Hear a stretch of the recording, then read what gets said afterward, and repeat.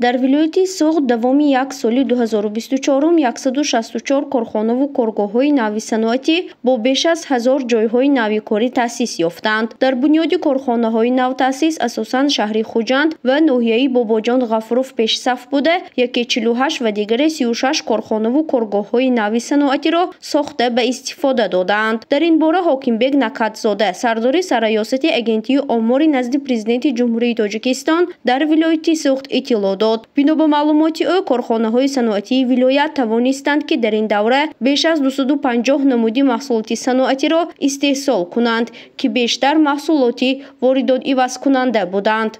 کارخانه‌های صنعتی ولایت توانستند که زیاده از 258 نمودی محصولات صنعتی را در دوره سال 2024 استحصال نمایند که اکثریت این محصولات استحصال شونده همچون محصولات واردات عوض کننده به قید گرفته شده است.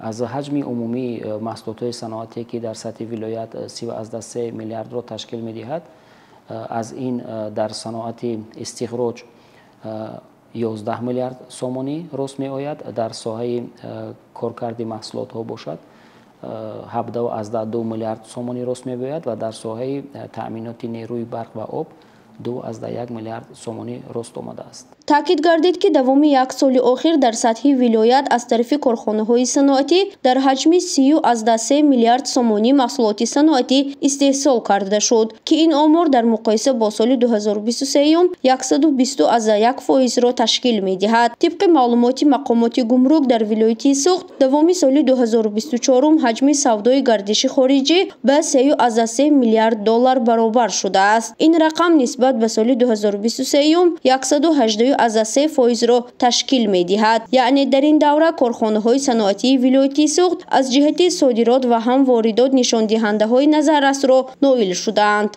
صادرات مال و محصولات به مبلغ 1 میلیارد دلار آمریکایی برابر شده است که نسبت همین دوره سال گذشته 136.8% را تشکیل می‌دهد.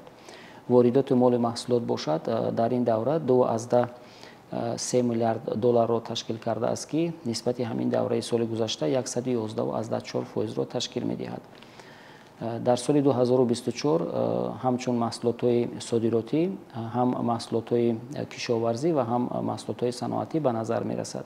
گفته شد که کارخانه‌های صنعتی ولایت در این دوره زیاده از 90,000 تن محصولات خشک و 9.6,000 تن میوه‌های تر و تازه صادرات کردند. همچنین در حجم 34.9,000 تن نخی پخته، 265,000 تن محصولات معدنی، 247,000 تن سمنت، 14,000 تن سرمه و بیش از 180,000 تن انگشت به دیگر دولت‌ها صادرات کرده شدند. در سال 2024 طبق معلومات خدمات گمرکی ولایت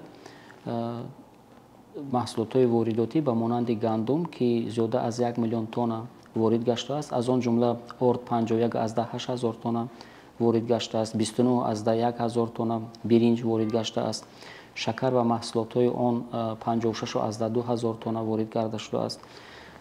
اینچنین نوری‌های مینرالی 51.5 تن وارد کرده شده است. محصولات نفتی 311.3 تن وارد کرده شده است. اینچنین واسطه‌های نقلیات و ماشینالات و تجهیزات‌هایی که به قید گرفته شده اند برابر به 108,000 تن وارد کرده شده است.